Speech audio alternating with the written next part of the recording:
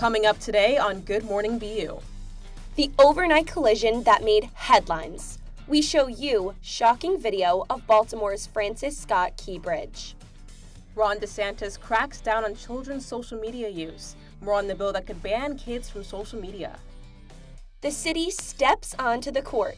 Boston is set to host several March Madness games for the first time since 2018. BU grad workers dive into their first week on strike. Our correspondent goes live to tell us the latest. And we are bringing you a little cheer this morning. BU cheerleader Nora Leonard joins us live in studio before heading off to nationals. Live from Studio West in the College of Communication, Good Morning BU starts right now.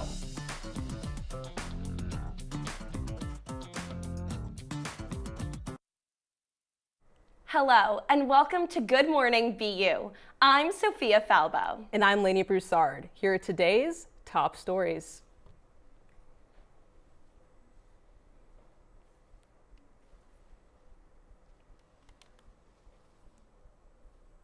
First up in Baltimore, early Tuesday morning, a massive cargo ship carrying the supplies crashed into a support column of the Francis Scott Key Bridge. Take a look at the video that was shown of this massive collapse on Tuesday.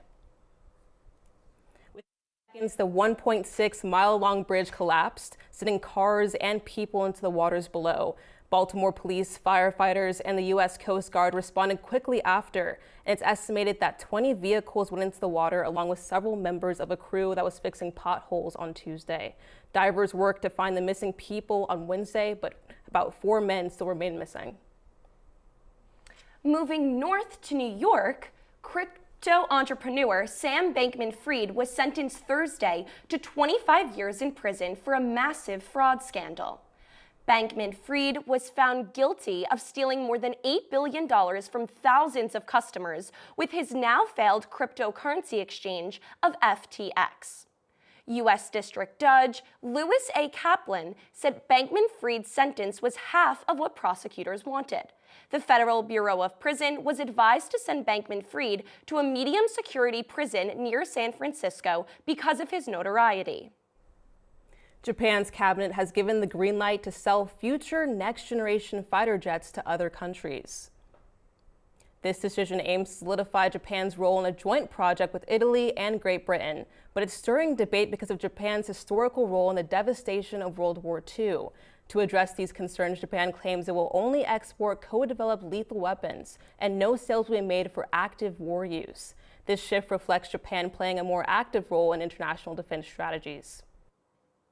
Ronna McDaniel's hiring at NBC was met with internal and external backlash, leading to her swift departure from the network.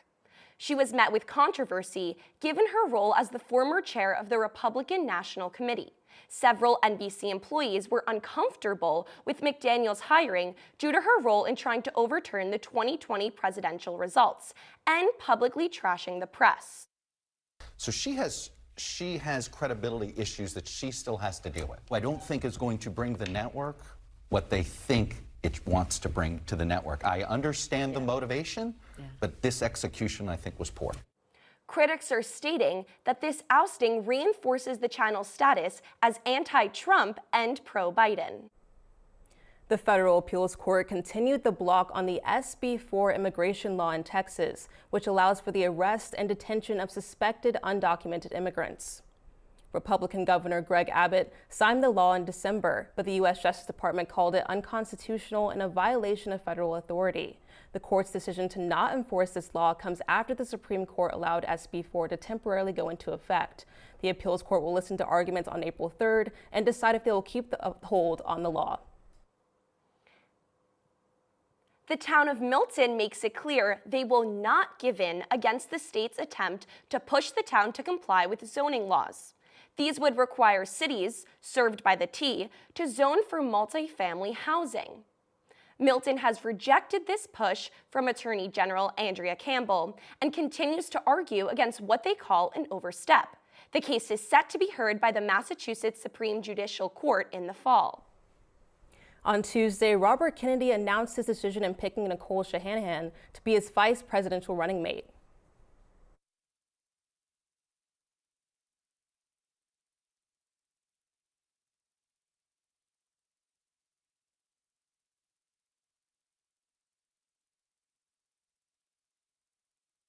party to run as independent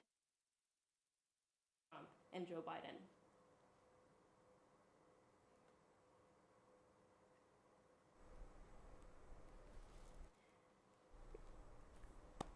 Coming up with some sad news, former Connecticut Senator and Democratic Vice presidential candidate Joe Lieberman passed away Wednesday from complications at 82 years old after falling in his home.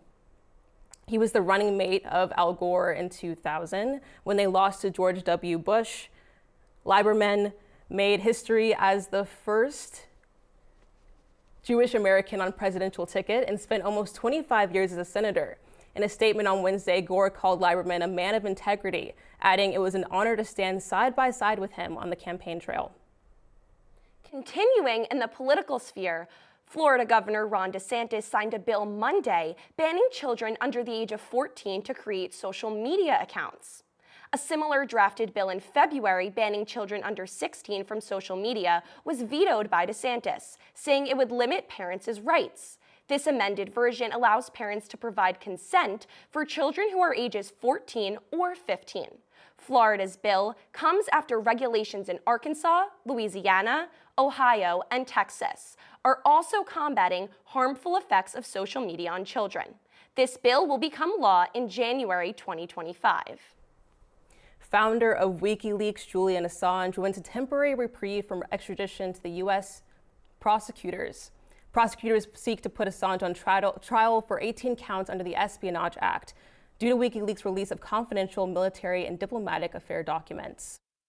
But it by no means erases 7 years of detention without charge. The British courts ruled the extradition be put on hold until the U.S. gives assurance that he will not face a death penalty. A further hearing has been scheduled for May 20th. In other legal news, Disney dropped its claims against Governor Ron DeSantis on March 27th over a 2-year litigation process. A settlement of $17 billion was reached over the control of Florida's Disney World. After criticism from Disney about Florida's education laws sparked DeSantis' outrage, DeSantis appointed a new board and took over the tax district. This ended Disney's functioning as a self-governed county. Speaking of taxes, New York City is planning on charging most passenger cars $15 a day to enter 60th Street and below in Midtown and Lower Manhattan. This completes a decades-long effort rolling out of congestion pricing that aims to get people out of cars and onto public transportation. While other American cities have introduced toll roads, this is the first city to implement congestion pricing. The program could begin as soon as this June after the Metropolitan Transportation Authority Board voted 11-1 to implement the program Wednesday. Football, a game many are familiar with and love, right? However, next season might look a little different to even eagle-eyed fans. The NFL has announced it will be changing the sport's fundamental kickoff after facing recent scrutiny for being unsafe. Some of the changes include removing the traditional running head start and a team's ability to call a surprise onside kick.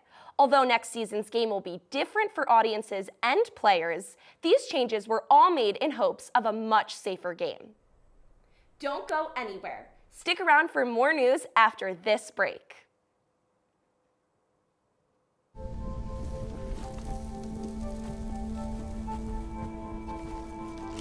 Eva Marie smoked 12,000 packs of cigarettes over 15 years. She quit, and now there's a new lung cancer screening that could save her life. You stopped smoking. Now start screening. No matter how much you smoked, early detection could save you. Talk to your doctor or learn more at savedbythescan.org.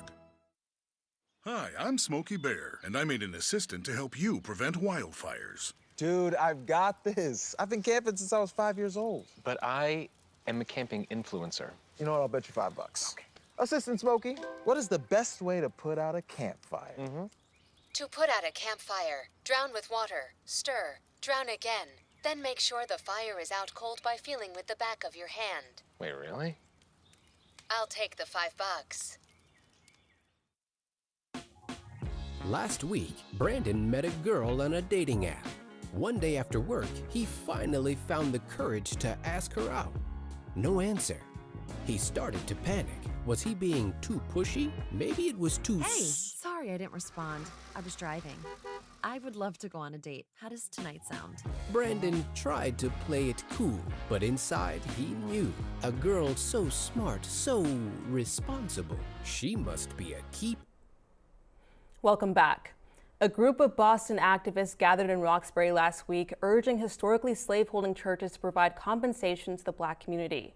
We have our political correspondent, Maria Pemberton, in studio with us to give us more details. Thanks, Lainey.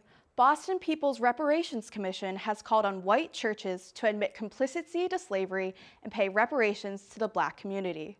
The grassroots advocacy group founded by Reverend Kevin Peterson said that these institutions must take accountability for their profits made from the transatlantic slave trade by investing a portion of their wealth into the Black community. Several faith leaders have committed to acknowledging and remedying the injustices committed by Boston's white churches. Last month, the Boston People's Reparations Commission was responsible for a $15 billion proposal encouraging the city to repay the exploitation of free slave labor. I spoke with Dr. David Lyons, a BU professor of philosophy and author of The Color Line, who said that a reparations package can consist of direct cash payments to citizens, but it should also include investment in different programs that support African Americans.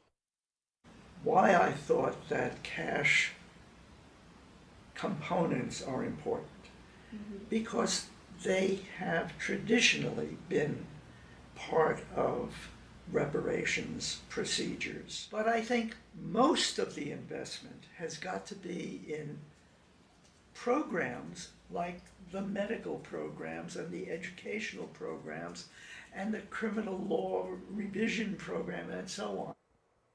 The Reparations Commission said that it is ultimately impossible to pay a dollar amount for what Black Americans have historically experienced, but it hopes that the $15 billion proposal will be a good first step. Thanks, Maria. Steward Healthcare revealed Tuesday its plan to sell its physician group to United Health Group for an unknown sum. The deal to sell Stewardship Health comes as a partial solution to Steward's financial troubles. These stresses threaten their patients' access to care and the entire Massachusetts healthcare industry. It's expected to take months to finalize this deal while its details are reviewed. New England is closing the last of the coal-fired power plants. The New Hampshire Merrimack and Schiller stations are closing for good to make way for renewable counterparts, solar farms, and battery storage. After an agreement with environmental organizations and the Environmental Protection Agency, the region will reach a coal-free status as a part of a larger U.S. pledge to be completely free of coal. The Schiller and Merrimack stations will cease operations in 2025 and 2028. Focusing in on Massachusetts, Governor Maura Healey announced a 30-day limit for families in overflow shelters waiting to enter the state's emergency shelter system.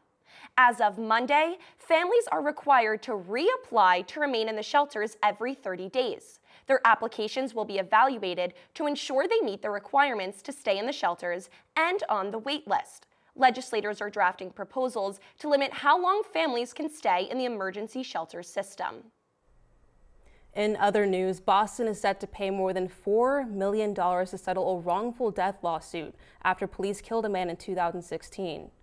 The suit was filed by Terrence Coleman's mother 6 years ago in hopes of reforming how first responders handle a mental health crisis. The city did not admit liability in the case while acknowledging failures in the litigation process.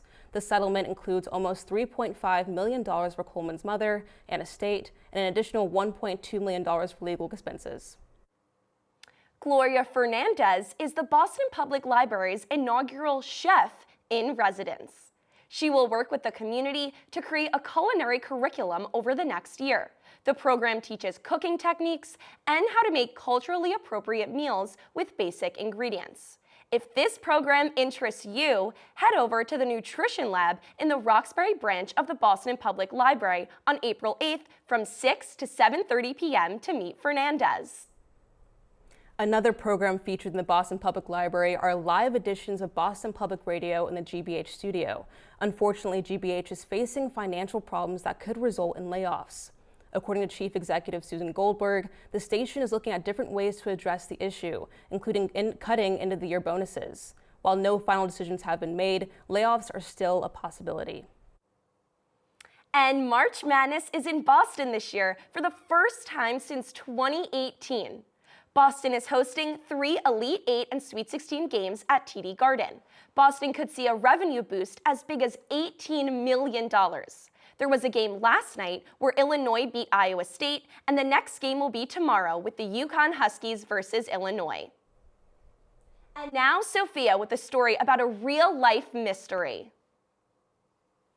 Highest and mystery, right here in the city of Boston. It's hard to find someone who does not know about the Isabella Stewart Gardner Museum. However, not many students know that BU alumni and current professor, journalist, and 3-time Pulitzer Prize winner Stephen Kurkjian is not only an expert on the subject, but has also written a book called Master Thieves and was a key interview subject in the 2021 Netflix series This Is a Robbery. We interviewed him to get further insight on the robbery case. It's the second floor Dutch room where the bad guys spent most of their time in. And when you go into that Dutch room now and you see the empty frames on the wall, it's almost like going to a wake. That's how powerful the feeling of loss is.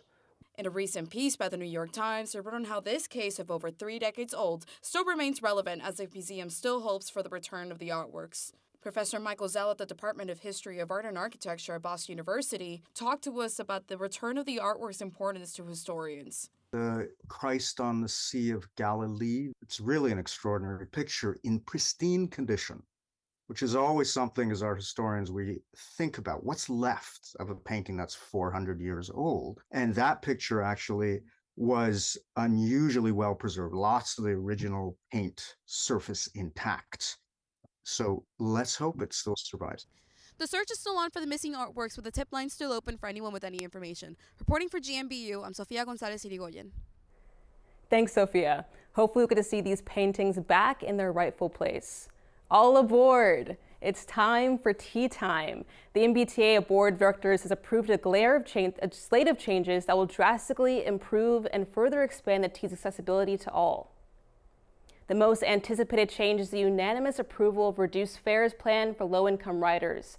Anyone earning 200% or less of the federal poverty level could see their regular fare costs slashed in half by summer. Also, start planning your next trip right now because $10 commuter rail passes will now include federal holidays. Say goodbye to change as the MBTA officializes its phasing out of paper trolley tickets on buses. And stay tuned. More news coming up after this break. Multiple studies have shown that marijuana can slow both driver reaction and response time, which can be really dangerous. He's here. He's here. Wait. What? I can't drive. Why? My. Oh.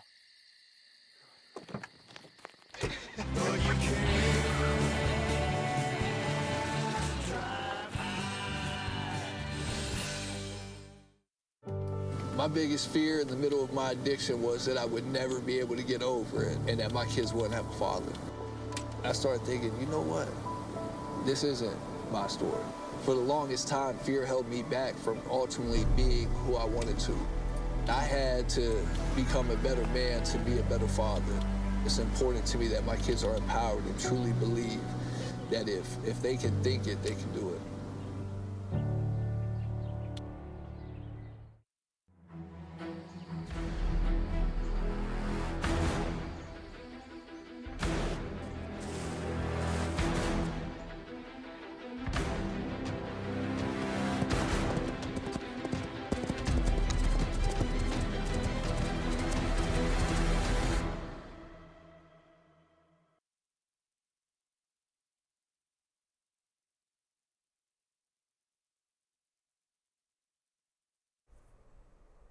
Welcome back. After long and unsuccessful negotiations with BU, the BU Graduate Workers Union went on strike this Monday at Marsh Plaza. You can see them there in that picture. They will continue to show their commitment by rallying in the plaza every day until a fair consensus is reached on pay and benefits. Would you pay $90,000 for a year of college? If you attend schools in Boston, you may have to. BU, Tufts, Wellesley, and Yale will now top $90,000 a year for tuition, housing, and other expenses. However, this price doesn't take into account financial aid or scholarships. This year, about 56% of students receive some form of aid, and for the 2024-2025 academic year, BU will award $425 million in financial assistance to the 92% of need-based students. Other schools in Boston have yet to announce next year's tuition prices, but students are likely to see prices rise. Looking closely into the BU community, a looming ban on the popular social media app TikTok leaves a WTBU radio show possibly rethinking their content. Coming up after break.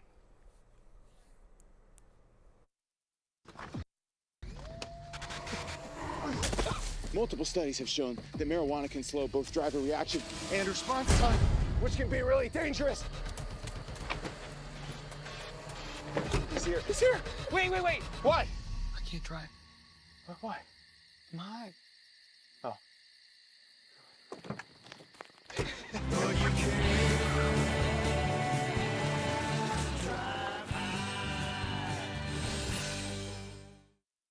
Hi, I'm Smokey Bear, and I made an assistant to help you prevent wildfires. Dude, I've got this. I've been camping since I was 5 years old. But I am a camping influencer. You know what? I'll bet you $5. Okay. Assistant Smokey, what is the best way to put out a campfire? To put out a campfire, drown with water, stir, drown again, then make sure the fire is out cold by feeling with the back of your hand. Wait, really? I'll take the $5.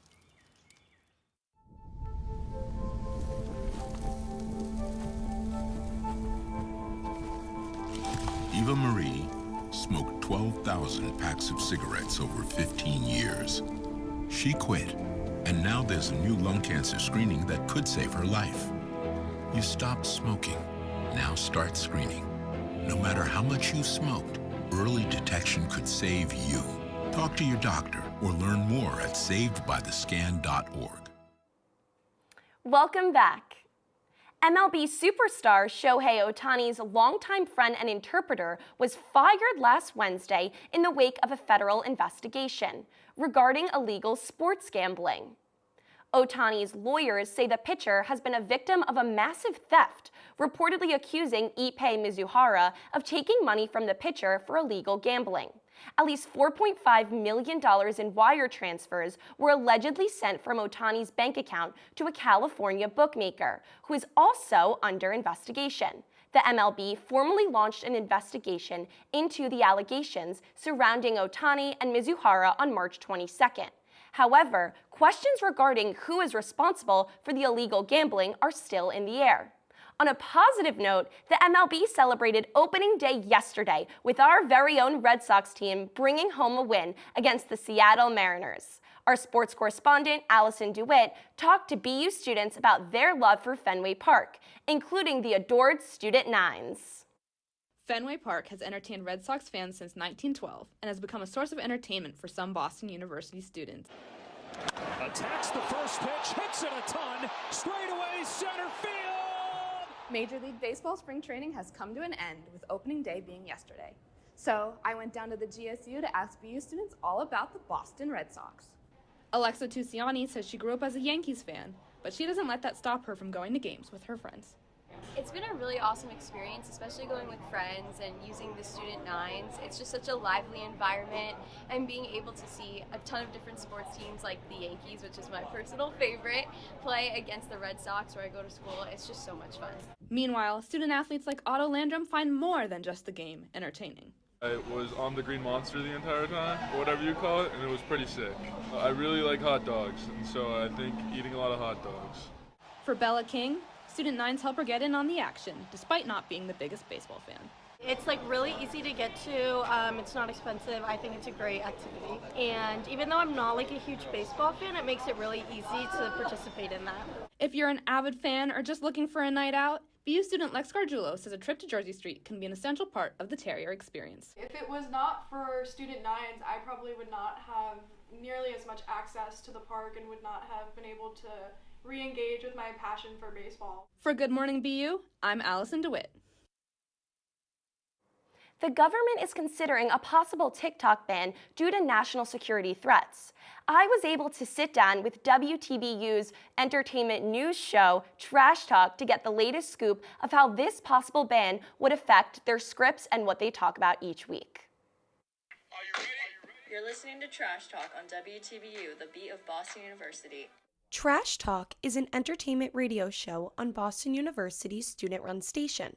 The hosts use social media apps, including TikTok, to find content to discuss. But the possible TikTok ban could affect where they get their talking points from. If TikTok were to be modified, we would not be able to use that and curate our show outlines as we have been doing. And since those show outlines have been successful, I'm not sure what that would mean for the future of our show. Trash Talk host Andrew DiBiazzo says people should use TikTok with caution, just like they should with Instagram and Facebook, instead of a widespread outlaw of the app. The government is treating it as a different issue or a more serious issue because it deals with a lot of younger people. But I also think that younger people should just treat this as any other political decision and just consider it for themselves.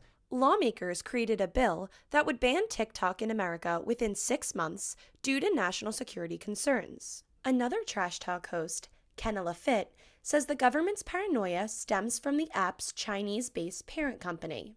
The concern wouldn't be as big of an issue if it wasn't like a foreign government, because Facebook and Instagram use a lot of the same like data privacy and like, I don't know, the algorithms and stuff are very similar to that of TikTok.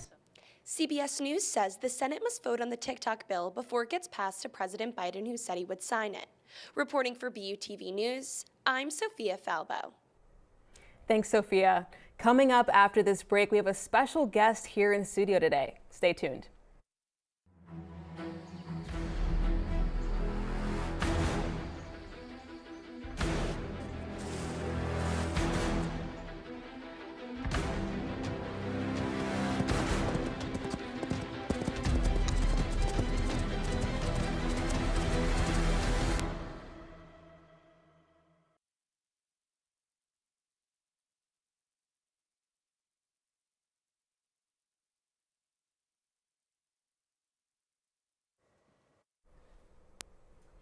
Welcome back. Now, as Lainey teased before, here is our very special guest, captain of the cheerleading team, Nora Leonard. This is their last week of practice before they leave for nationals in Daytona Beach, Florida, where they will compete and bring in all the spirit. Hi, Nora. Thank you so much for joining us today. Hi, Sophia. I'm so glad to be here. Thanks for having me. I'm really curious what it takes to be a cheerleader at a D1 school such as BU. You know, it's a huge balancing act. My coach likes to say that academics come first always, cheer comes second, and everything else comes underneath that. So outside of course, working really hard in school, it takes a lot of dedication and hard work. I bet. That sounds like a lot of work. How are you able to manage practicing these competition routines and game day appearances all at the same time? I know it seems like a lot. Basketball season starts in November, so we'll typically take the fall semester to work our game day routines and really perfect them.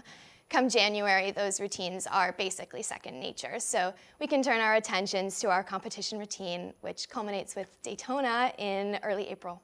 That's so exciting. Good luck to you guys ahead of it. Thank you. And can you quickly walk us through a daily routine for you during the height of a basketball season? Yeah, totally. So on a weekend game, I'll typically get up, do a little bit of work on our social media to prepare for the game, get ready, show up about an hour early, prep my team, and then we'll get to actually go out on the sidelines, which is so much fun. I mean, you can't beat the view of the game from the sideline, right? And then we'll usually practice after the games. Sounds like you have a really busy schedule. I'm glad you were able to make time to talk with us today. Of course. And I see you brought some pom-poms into the studio. Could you show us a little bit of your favorite sideline routine? Sure. Well, you know, it's hard to pick my favorite. Okay. But I think I'd have to pick Scarlet and White, which is like a super classic BU cheer. So you're gonna put your red in your right hand. Got it. And it's gonna go scarlet and white. Terriers, let's fight. Okay, so I'm only been a dancer. I never did cheer, but I'm gonna give it a try, see if it translates. Scarlet and white. Terriers, let's fight. Was that right? Yeah, that was perfect. Let's do it one more time all together. Okay. Scarlet and white. Terriers, let's fight. That was so much fun. Thank you so much for coming, Nora. Thank you for having me. And now back to you, lady. I don't know what you guys think, but I think BU just found its newest member of the cheer team. That was so much fun. Thank you, ladies, for closing us out with some good energy as we start our day. From all of us here on the GMBU team, thank you so much for watching. I'm Lainey Broussard, and that was Sophia Falbo. Stay safe and have a wonderful weekend.